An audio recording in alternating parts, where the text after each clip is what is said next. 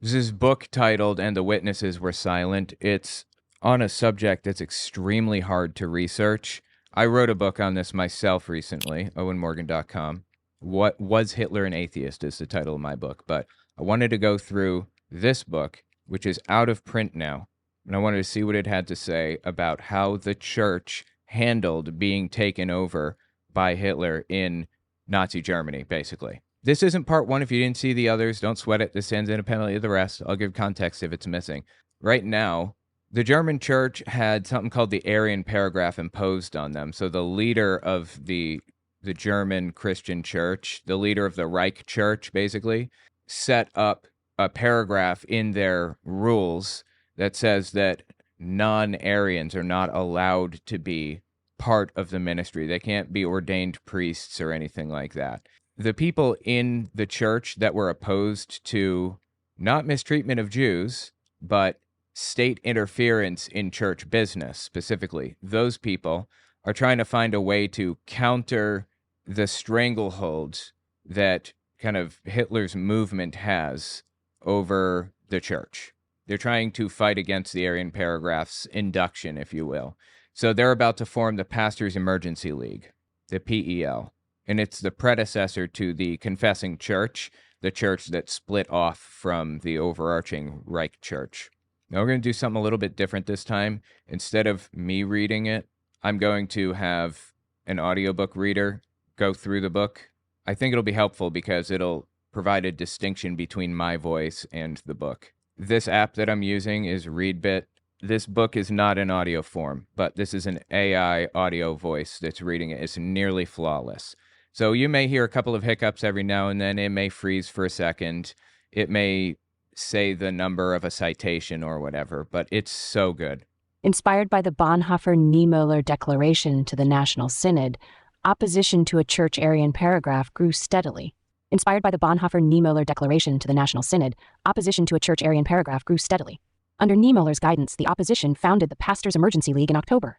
It was governed by a council of brethren. Its constitution was based on the Emergency League pledge. To the best of my ability, I acknowledge my responsibility for those who are persecuted for the sake of this confessional position. Through this commitment, I attest that the application of the Aryan paragraph in the church is a violation of the confessional position.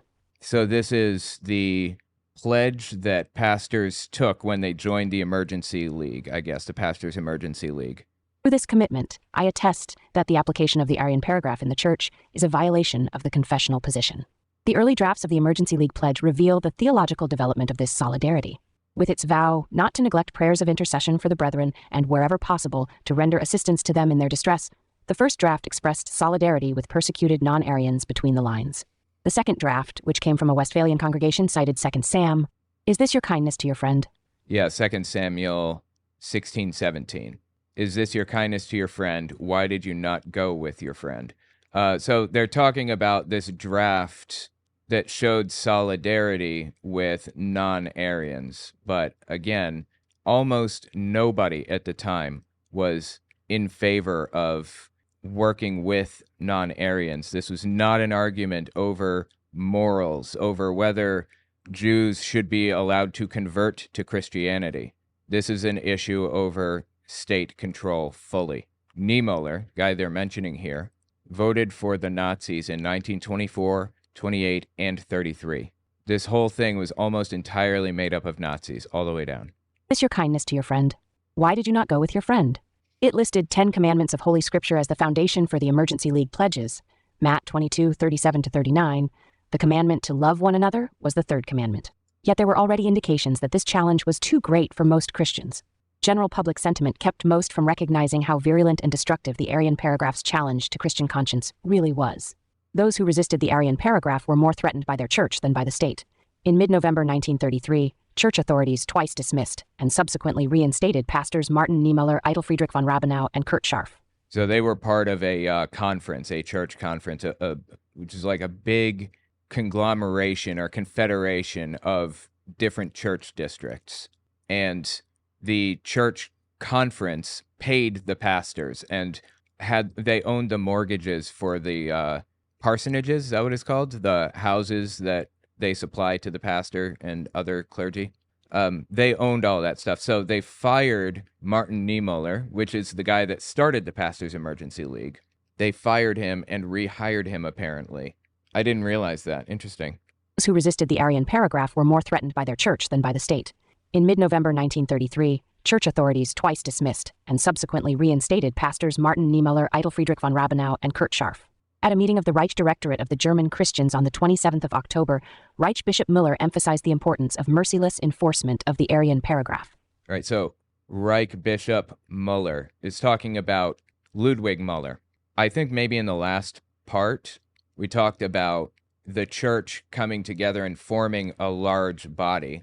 And the 28 districts of the Protestant church in Germany were made up of predominantly Lutheran, some Reformed church, the predecessor to Presbyterian, and some districts were United churches, which is a combination of Reformed and Lutheran together. So the only real difference between Reformed and Lutheran was that Reformed believed in predestination.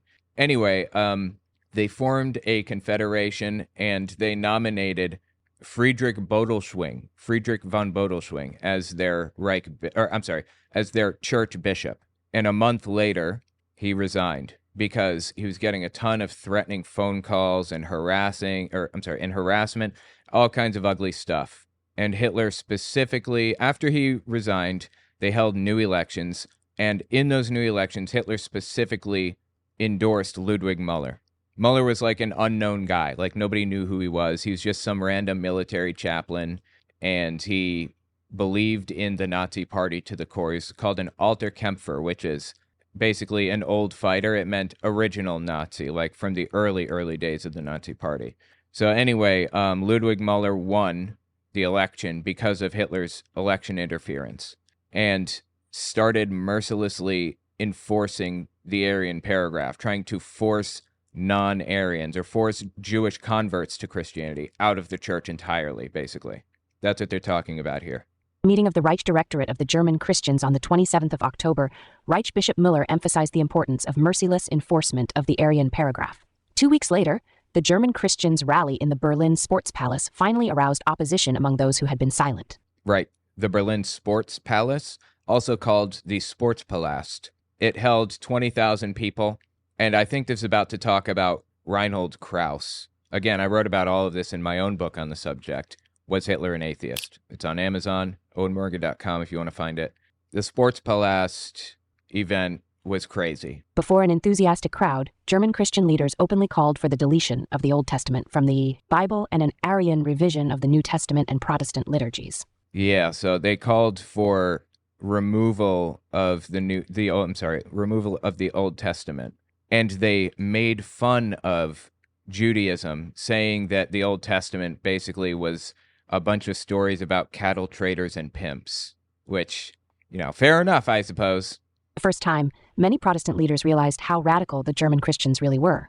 German Christian membership dropped dramatically after the rally. Even at the Berlin rally, however, it was remarkable that it was not this resolution, that is, the demand for an Aryan paragraph and for the establishment of a separate church for non-Aryans, that provoked the greatest furor, but the preceding speech by regional party chairman Dr. Reinhold Krauss. Yeah, that's Reinhold Krauss. That's who I was talking about a second ago. If you noticed, the app just took a breath. You could hear the AI voice take a breath. It's those little things that really add to it. It's really, really top tier. Anyway, German Christian, when it mentions German Christian, it's talking specifically about the subset of Christian extremists that were Nazified, not just any German Christian. It made up somewhere around 15 to 20% of the total Protestant church across Germany. 15 to 20%. People throughout Germany worked to rescind the Aryan paragraph in the church. A group of Breslau clergy declared that Protestant Christians of foreign blood may not be excluded from the communion of an evangelical church. In a statement that did not explicitly mention the Aryan paragraph, Karl Barth challenged the notion that the Reformation corresponded to German national character. It was, and is, as suitable or unsuitable for the Germanic race as it is for every other race. Karl Barth, they mentioned just now, he was famous at that time and in that region. He was a really famous theologian, really influential, and he was from Switzerland, and he was a member of the Social Democrats, so he was left-leaning. Nearly everybody in the confessing church was right-leaning rather than left-leaning, so Barth was an outlier, And he was kind of an ecumenical or a world, an outside world contact for people inside Germany who were trying to work against the German Christian takeover, basically. I believe that Barth lived in Germany at this time, but he was from Switzerland, and I believe he went back to Switzerland periodically. A group of Breslau clergy declared that Protestant Christians of foreign blood may not be excluded from the communion of an evangelical church. In a statement that did not explicitly mention the Aryan paragraph, Karl Barth challenged the notion that the Reformation corresponded to German national character. It was, and is, as suitable or unsuitable for the Germanic race as it is for every other race. The United Evangelical Parish in the town of Unterbarmen condemned the Aryan paragraph as worldly, since it disregarded baptism and violated ordination. The Reformed congregation in Oberfischbach resolved that a church Aryan law contradicts the sovereignty of the Holy Spirit. Individuals spoke out as well. In November, Karl Bernhard Ritter from Marburg offered another version of a pastor's emergency league pledge. Somewhat sharper than Niemöller's version, it condemned the Aryan paragraph as an especially flagrant violation of Scripture and confession. Systematic theologian Heinrich... Wait, interesting. So, Karl Bernhard Ritter from Marburg condemned the Aryan paragraph as a violation of Scripture, right? So the argument is that anybody can come to Christ. Anybody. Jesus opened it up for anyone, regardless of race or creed or whatever. You can come to Jesus if you want to and reach God through Jesus. That's the argument. And the Aryan paragraph banned Jewish converts to Christianity. And that violated, basically, their fundamental belief. So the German Christians, the Nazified ones, they got around that by simply removing sections of the Bible, getting rid of the Old Testament, for one thing, getting rid of Paul's writings. They called him that Rabbi Paul, quote unquote. That means Romans 9 to 11 were the main source of objection to the German Christians in the first place. So they get rid of Romans, and it doesn't matter anymore. Rick Vogel published 8 articles of evangelical doctrine in which he condemned the banishment or deprivation of the rights of Jewish Christians, since it was not the Jews alone, but all peoples of the world, even we Germans, who are implicated in the cross of Christ. The Holy Spirit, wrote Vogel, could not be tied to the principle of racial politics. Yet even those who opposed the Aryan paragraph were not free of anti-Semitic sentiment. No one epitomized this as clearly as the co-founder of the Emergency League, Martin Niemöller. Ooh boy, they're about to rip him a new ass, aren't they? Yeah, Niemöller was a bad person, like a really bad person. Despite being the head of the Nazi opposition in the church, he was a scumbag at the time. He later realized how much of a scumbag he was, but, too little, too late. Yeah, he tried. He did his best. Again, I talk about him a lot in my book, Was Hitler an Atheist? No one epitomized this as clearly as the co-founder of the Emergency League, Martin Niemöller. As a decorated World War I hero and outspoken patriot, Niemöller seemed almost predestined for the conflict between German patriotism and Christian faith that he faced under Nazism. Yeah, he was a U-boat commander in World War I. After 1945, he was one of the few veterans of the Kirchenkampf who showed courage and honesty in facing their own past. The Kirchenkampf is the church struggle between non-Nazi Germans and Nazi Germans, basically. In October 1963, television interview with German journalist Günter Gauss, Niemöller spoke about his early prejudices against the Jews. In the Niemöller's trial early in 1938, you fearlessly defended your evangelical standpoint against the Aryan paragraph. This is Gauss speaking to Niemöller right now. In Niemöller's trial early in 1938, you fearlessly defended your evangelical standpoint against the Aryan paragraph. But you also said that, as a former officer and the son of a Westphalian farmer, you could be believed when you said that you certainly did not like the Jews personally. Does this statement bother you today? Yes, of course, it bothers me. That was also a part of tradition. So this is Niemöller responding, yes, of course it bothers me today. Interesting. I mean, the dude, he fought against the Aryan paragraph, but he thought that he could change Hitler's mind because he was like his leader. He loved Hitler, big fan of him. So he goes there and he tries to talk Hitler into kind of getting out of church affairs. And he ends up getting arrested over and over until 1937. Between 35 and 37, he's arrested multiple times. By 1937, Niemöller was sent to Sachsenhausen concentration camp, which is largely a camp for political prisoners for the most part. From Sachsenhausen, he requested permission to join the German Navy, basically. So he was still a Nazi. He still believed in this shit. even sitting in prison for 2 years. He applied in 1939, and they denied his request. So from 1939 to he applied in 39. He went to Sachsenhausen in 37. So from 37 to 41, 4 years, he was in Sachsenhausen concentration camp. From 41 to 45, 4 more years, he was in Dachau concentration camp. When Niemöller arrived in Dachau, they put him in a special cell that was right in view of the torture cell. So he watched people get tortured day in and day out. Niemöller did. And he still believed in Hitler and the whole Nazi belief system, the whole Nazi ideology. He believed all of it. All the way up until, I think, 1945, when he was freed from prison after the war. He took his daughter and his wife to Dachau concentration camp to check out his cell, to see his old cell. As he walks past a tree, it has a little thing painted on it, a sign. It says, 200,000 people were cremated here, or something to that effect. And that's the moment in 1945 when he said, wow, this is actually really messed up. I didn't know 200,000 people died here. I mean, he watched people be tortured day in and day out for 8 years. So I don't know why that sign was a thing that flipped him, but he had problems is the point. I appreciate that he came to his senses eventually, but it took him like 8 years. As some of the other authors in this field have said about this subject, people who supported Hitler in 1933 could be found hiding Jews in 1943, 10 years later. So there was a big mental shift in those years. Maybe that was Niemöller's mental shift, that moment. Of course, it bothers me. That was also a part of tradition. This is Niemöller speaking in response to Gauss on the TV interview. In my native Tecklenburg, there were many farmers who were in debt to Jewish moneylenders and livestock traders. At that time, the mood in this area was not systematically anti-Semitic, but it was intuitively and traditionally so, and I never especially questioned it. And in the Wehrmacht of 1910, there was also this certain reserve toward Judaism. Today, I regret that very much.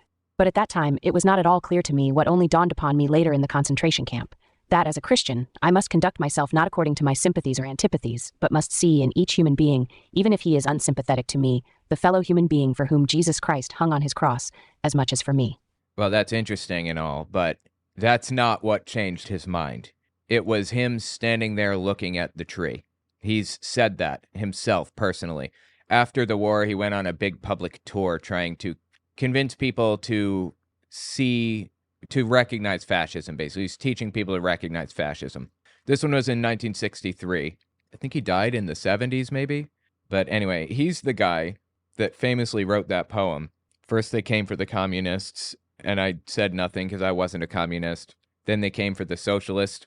I said nothing because I wasn't a socialist. Then they came for the trade unionists. Then they came for the Jews. And then they came for me, and nobody was left to speak for me. That was Niemöller after the war.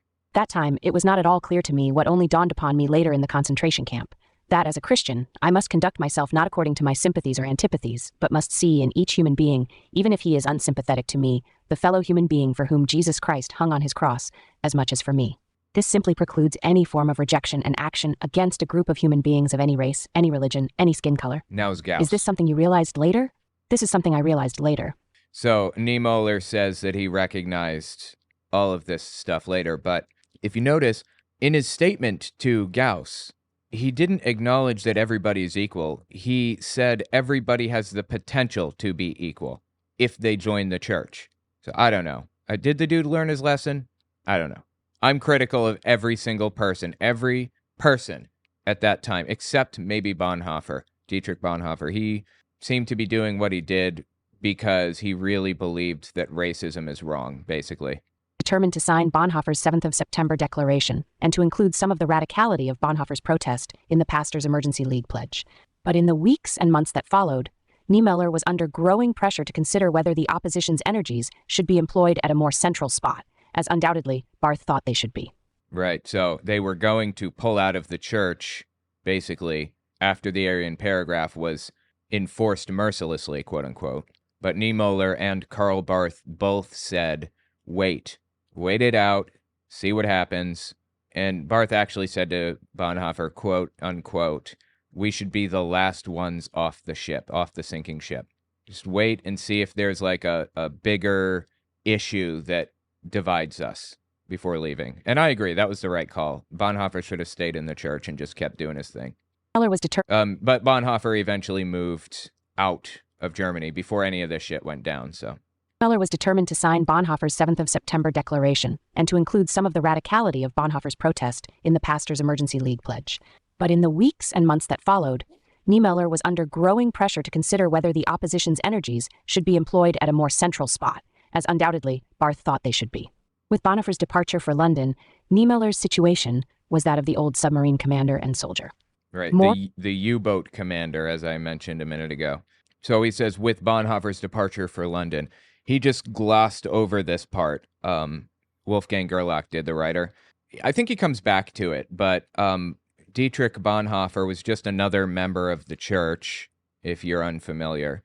And as things started heating up, he left. He left Germany. I think October 16th, he left Germany for London, and he stayed in London for like a couple of years, teaching at a seminary there, I believe. In 1935, he returned because it felt that it was, because he felt that it was cowardly to stay out of Germany throughout this zeitgeist, quote unquote, the spirit of the times. He needed to experience this with his people, basically. And he ended up dying in the end. April 6th, 1945, I believe is when he died. That date might be wrong. More a frontline warrior than a staff intellectual, he had lost his chief planner and mastermind. He found these qualities in Karl Barth. The initial reserve between the two men was soon replaced by mutual appreciation. By 1934, Niemöller had developed a liking for Barth's theology of the word, and Barth saw a good chance for a confessing church in Niemöller's organizational talent and combative spirit.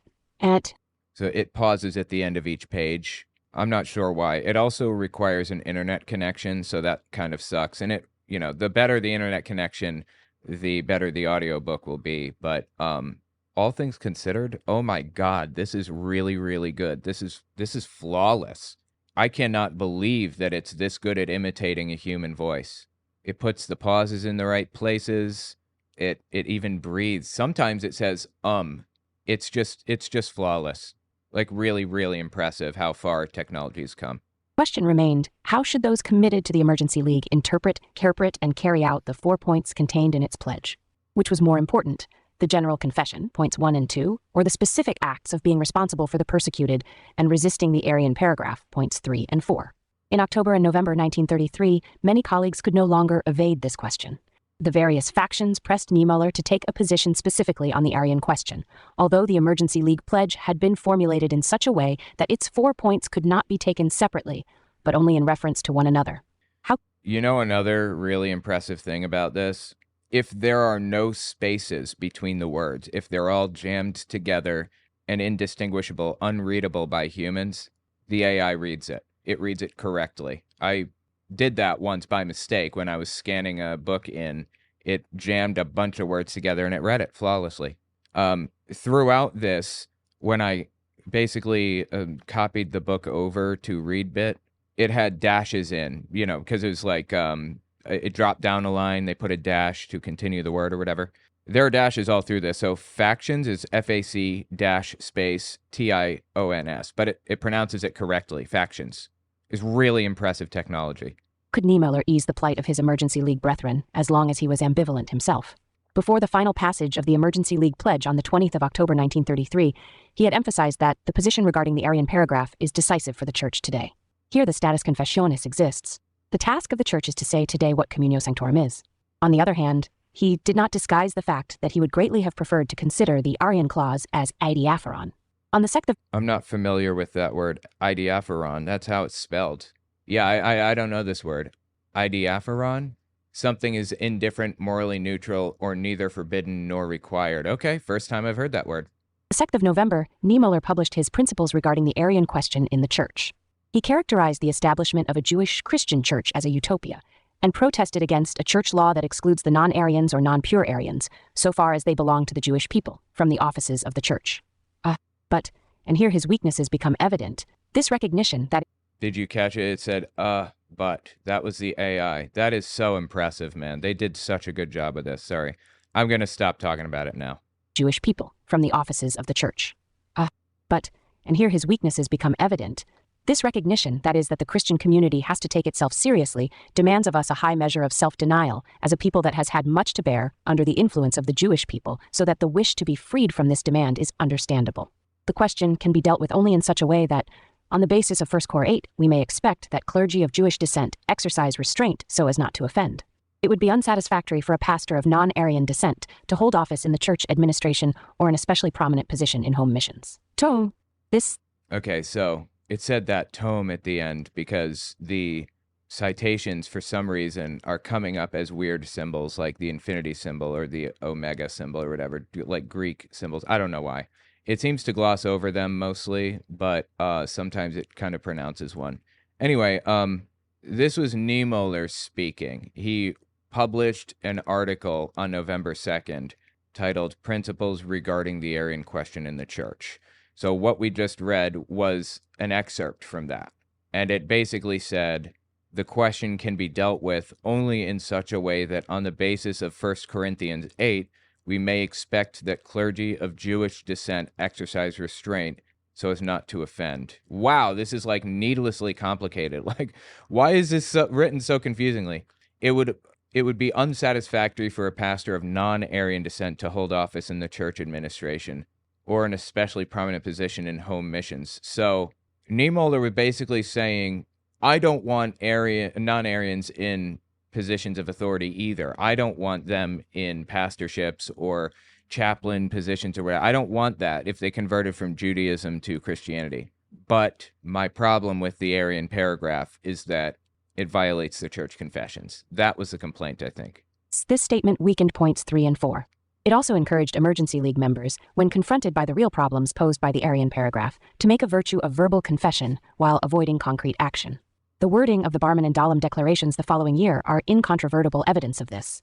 So the Barman Declaration, specifically it mentions here, the Barman Declaration was written, I believe, by Karl Barth and Niemöller, maybe. And it was what started the confessing church, the oppositional church to the Nazi movement.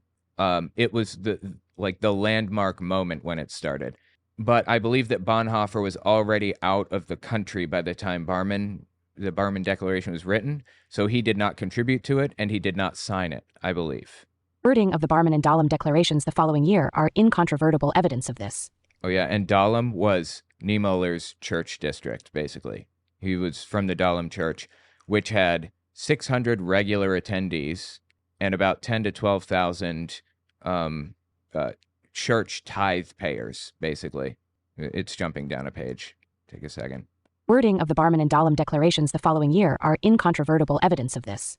One result of this weakened position was the considerable modification of the original Bethel Confession against the wishes of Bonhoeffer, Vischer, and others.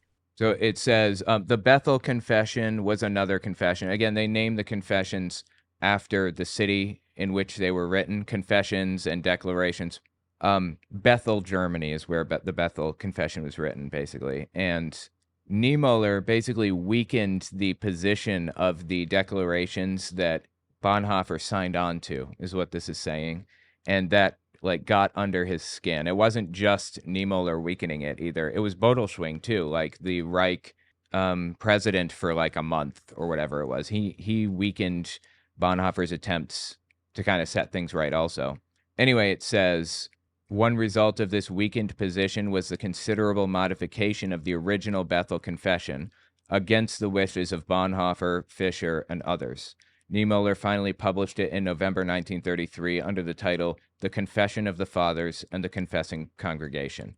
By November 1933, Bonhoeffer was already gone again. Niemöller was on his own. People say that Bonhoeffer was number 2 in the confessing church. He was not. He wasn't. He wasn't even in the confessing church. Niemöller started the Pastors Emergency League, worked with Bonhoeffer for a short time until he left, and then Niemöller created the confessing church with Karl Barth. Bonhoeffer was not involved in any of that. People have rewritten Bonhoeffer's story in wild ways. It is crazy how much they've changed his story. Dude was a pacifist. He didn't believe in violence ever, under any circumstances, no matter what. And they're making a movie about him now. It's going to release November 22nd, 2024. And the promotional poster has a picture of Bonhoeffer carrying a gun. The dude very intentionally and specifically did not know how to use a gun. This movie's going to infuriate me, and you gotta know that I'm gonna be covering it on my main channel when it happens, so keep a lookout for it. Anyway, tell me what you think about this in the comments, and let me know what you think about the AI reader. I'm a big fan. I love this thing. It's really helped a lot in my research for my own book.